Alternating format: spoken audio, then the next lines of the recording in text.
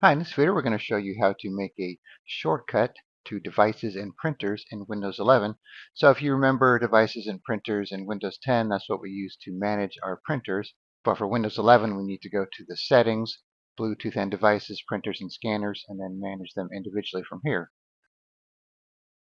So if you prefer the older devices and printers option, you could still use that in Windows 11.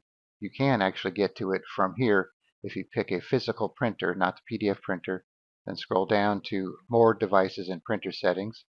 You can still open it, but we're going to make a shortcut to it instead to make it easier. Alright, so we're just going to right click anywhere. You can put it on your desktop or in a different folder. New shortcut. We'll paste in this text here, which I'll put in the description. We'll call this devices and printers.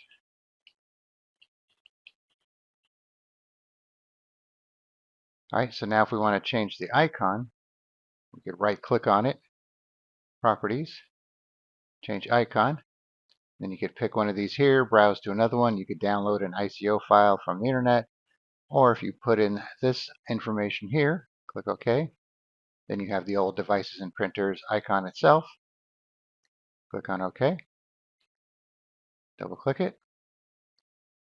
And now we have devices and printers. Then you could stick this in your taskbar if you want.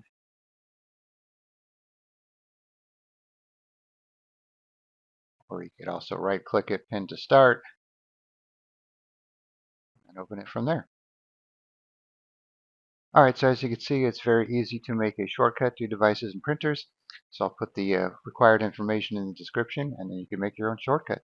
Alright, thanks for watching, and be sure to subscribe.